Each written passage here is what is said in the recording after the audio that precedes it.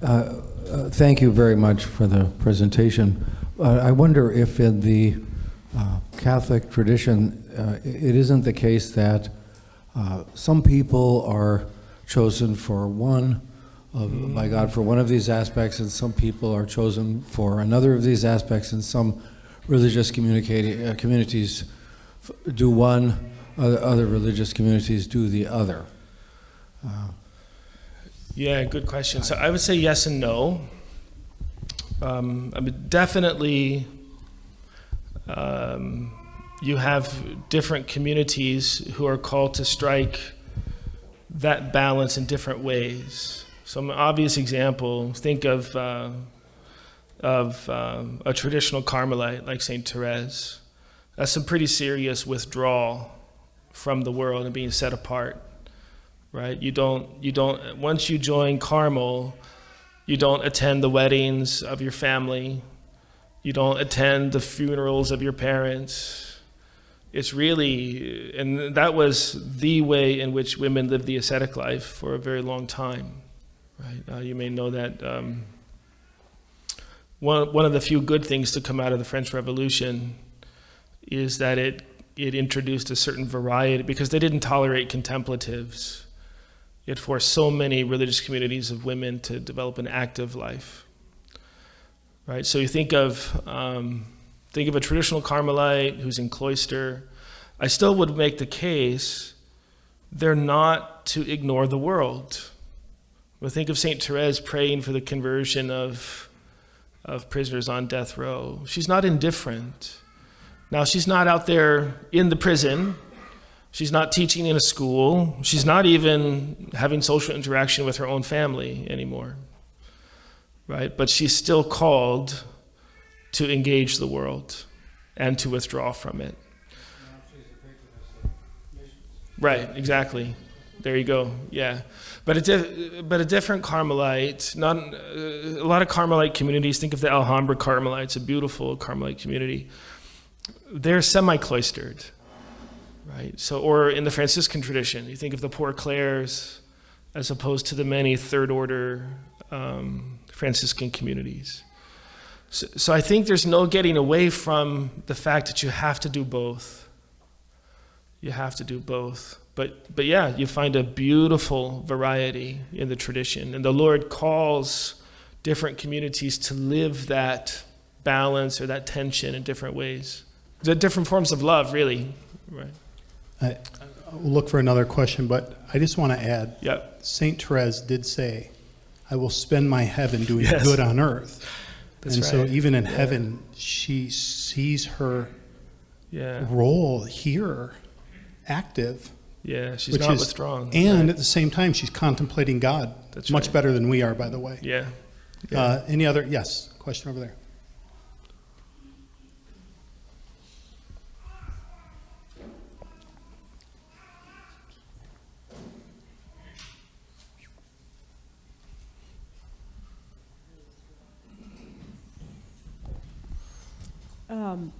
Can you comment on the difference, or whether there is a difference, between the way that people maybe in Basil's time viewed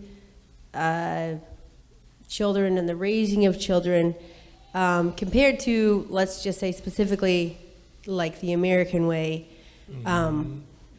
which to me seems kind of like there's this idea that, you know, your children need to experience all these things in order to have a normal, rounded, good life. And so that this sort of going out of the home so many times tends to be to give them these experiences, you know, to serve them up these experiences. And just comment on that in relation to what you have said about, you know, the domestic life, the monastery, and also the going out should be one of charity and mission. Yeah, great question.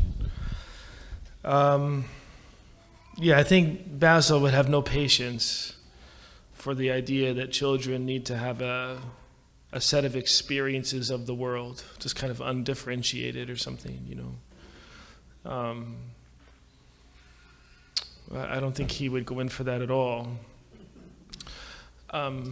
But it's a very different time, in a lot of ways, a more dangerous time. When Macrina, in St. Gregory of Nyssa's Life of Macrina, he says about her, quoting his mother, Emily was St. Basil's mother's name. St. Amelia said about Macrina that unlike her other children whom she carried for 9 months, Macrina she carried around for the rest of her life because she was constantly with her. She would not leave.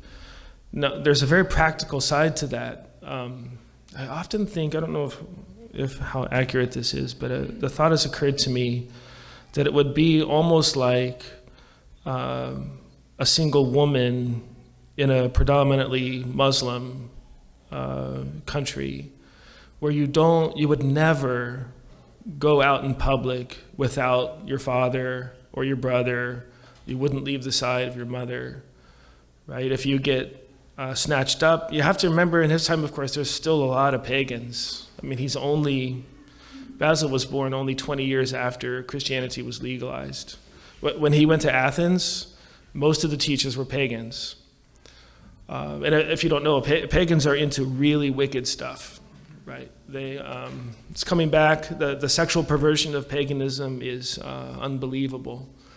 And so it's different in their time. I mean, you would never let your children go out in the world, certainly not your female children, even as adults. So they had I would say Basil's family in particular, they had a sense of how dangerous it was, especially for women. It's different, somebody like St. Augustine has a very different experience. So St. Augustine's father was pagan until, I think, his deathbed. His father was not a particularly upright person. St. Augustine tells some stories in the Confessions that indicate as much. Basil was very conscientious. He was baptized as an adult like Augustine, but I think never went astray morally like Augustine did. And I think in part is because of his parents. I mean, obviously St. Monica was Augustine's saving grace, but for a while his father was no help. Yeah, so I don't know if I answered your question, but I think today we're less attuned to the dangers of the world. And today, of course, you can bring them into your own home. I mean, I should have mentioned this, I guess, but as a family, you have to develop rules, like a monastery. Okay, obviously they're going to be different, but you would be astounded by the number of similarities, right? They had excommunication, we have timeouts, right? We both have spankings.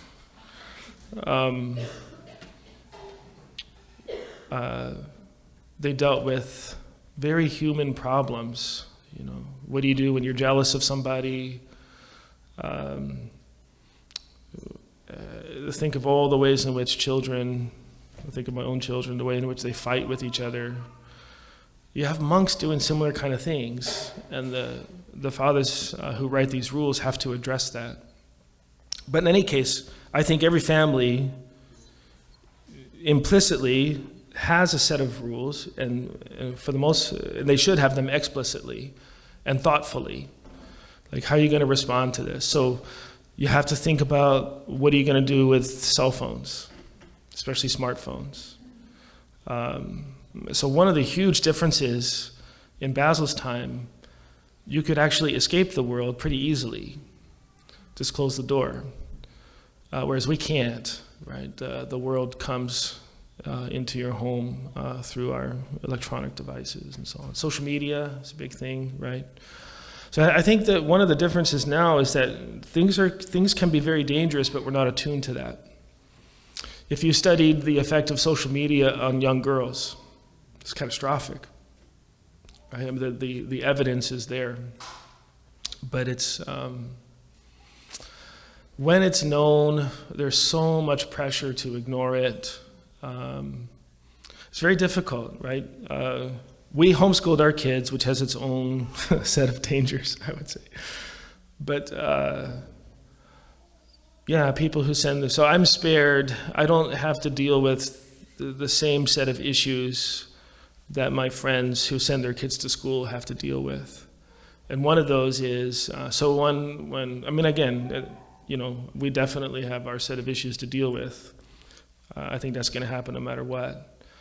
But the way in which we have raised our kids, we haven't had a huge struggle with getting the girls to dress modestly, right? So they're not with other kids all the time and feeling the pressure to conform to that way of dressing or so on, you know. Anyway, I'm sorry, I'm rambling on. But. Well, I think you were starting to answer my question, which was how do you do what you just said in a practical way in the family? How do you do it as you and your wife in your family? Oh, wow. Okay, so I'll tell you a couple of things, but I want to preface it by saying, look, I don't hold myself up as an example, so you shouldn't feel judged by, because you're going to do things differently. Some of the reasons for my particular decisions have to do with experiences that I had in my own life, which you may not have had, right? So for example, when I was a kid, I was too old to really get into video games. My younger brothers did, but I was not good at it. Like we didn't have, like when I was a kid, you would have, Atari or something. It was there's nothing attractive about it. And even it was so rudimentary, I wasn't good at it anyway. And I was more interested in playing outside, playing football or baseball or whatever with my friends. But in college, I remember I wasted a whole semester. It's amazing that I didn't fail out, but I wasted the spring semester of my freshman year playing John Madden football. Right? John Madden football, if you don't know, is an awesome, it's an awesome video game. I mean, you can spend hours and hours. I did, hours and hours and hours. And at the end of that semester, I thought to myself, man, what have I done? And so really from that time, I wasn't thinking about marriage, but because of that experience, we have no video games. 0. I'll give you another example so you don't think I'm just like, really draconian. A lot of people are stricter with smartphones than we are. So, and I have some regrets about what we've done, but. Share those two. So, yeah, okay. So, when my kids turn 16, they can attend classes at the greatest Catholic university in the United States. So part of our homeschool protocol is when they turn 16, they begin to take college classes at Franciscan. And of course, people managed this kind of thing for decades without cell phones. But it's really nice to be able to communicate with your kids when you're picking them up and dropping them off and that kind of stuff, So our practice has been to give the kids their first cell phones around the age of 16 when we need to start communicate with them. If I could go back in time, I probably would get dumb phones rather than smartphones.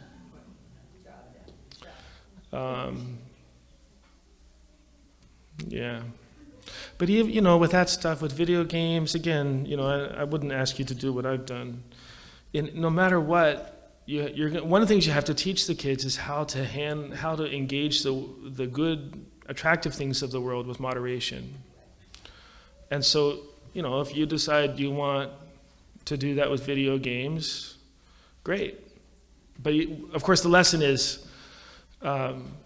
The things that you're going to allow them, those really attractive things, like we let our kids watch football. Again, the boys especially are hopelessly interested in the NFL. I mean, it's insane, And I think they plotted against us.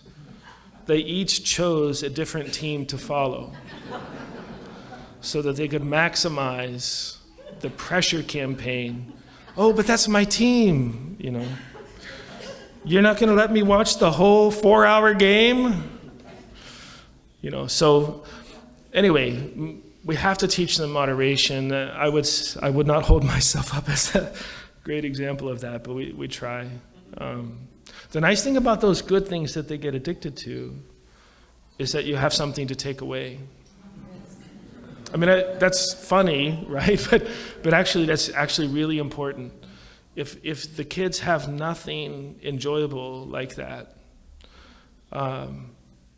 your range of punishments is pretty limited, And then for us, okay, so I'll give you one way in which that affects us as homeschooling family. We generally do not punish the kids by depriving them of social opportunities. This happens all the time. So you have a typical day, they're messing around, they're not getting their schoolwork done, you're hustling them. And then the kid down the street calls and says, can your boys come out and play football in the backyard?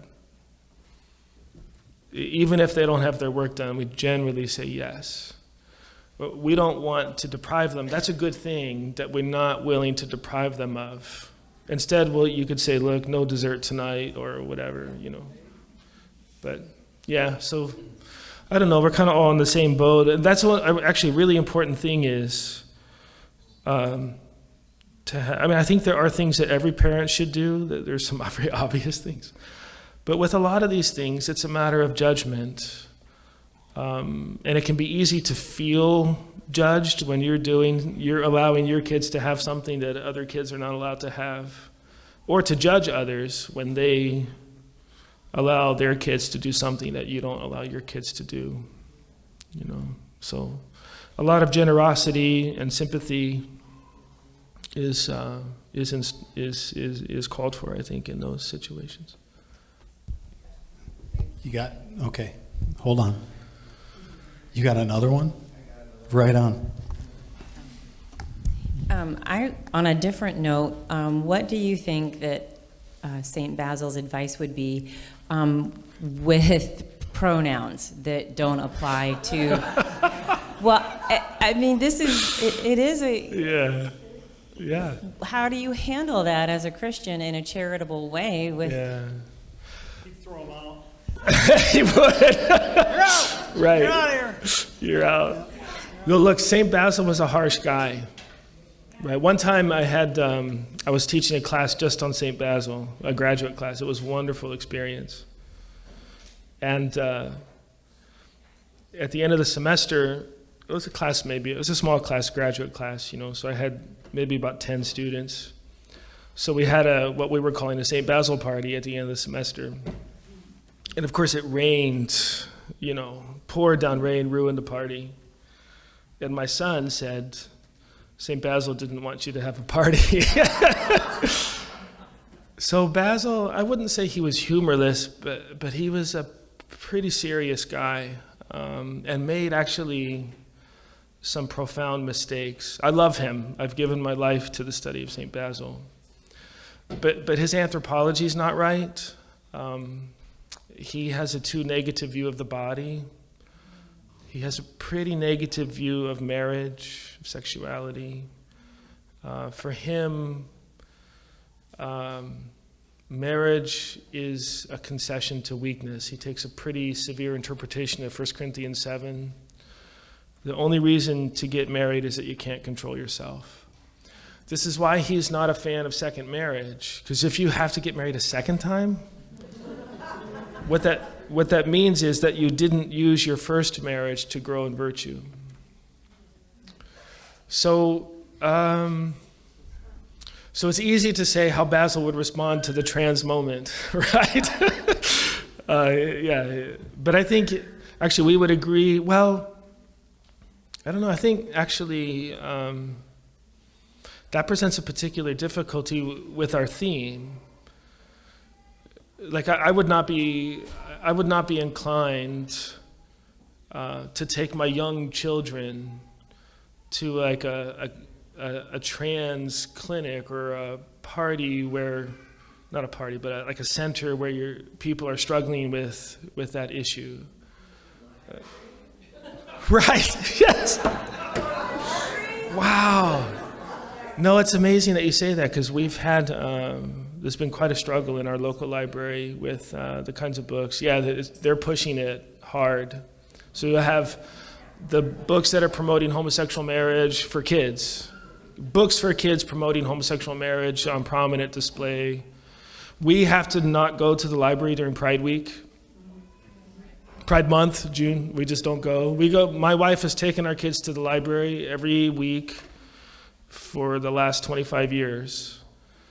But a couple years ago, we stopped going at particular times. But I actually approached my library Yeah. about that specific thing, and I wrote a letter to the entire Grand Rapids Library and said that it is not appropriate for my kids to see this stuff, because I, as a parent, have a right when and where to expose them. And if they want to have it, it should be in a different spot.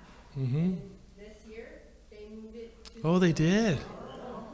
I thought you were going to say they ignored you. Wow. We have a very strong relationship, like we're there all the time. Yeah. I've always tried to have them. Yeah. Yeah, Mary was protecting and sending forth right there. Yeah. Yeah.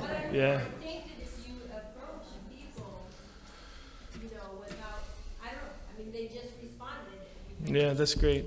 But look, on the other hand, we can't ostracize we can't fail to love people who are suffering gender dysphoria. We have to find a way to reach them, to help them. But it's difficult, right? I mean, it would be like one of the missions the students at Franciscan often go on missions during spring break. And for many years, I don't know if they still do this one, but for many years there would be a mission that would go evangelize in an appropriate way male prostitutes in Chicago. So obviously that's not something for children, right? But I think what we want to do is raise our kids so that as adults, they engage those people and love them and evangelize them, rather than just totally withdraw and have nothing to do with them. Yeah. Make this will be our last question. Oh, okay. Sure, Mike. One more question of a practical nature. It used to be the time when the kids went out to play, they were corrected by their own parents, but they would be corrected by other adults, and that was acceptable and really corrected by other adults in the neighborhood. Yeah. And what is your take on that with respect to you correcting pagan children running in the street?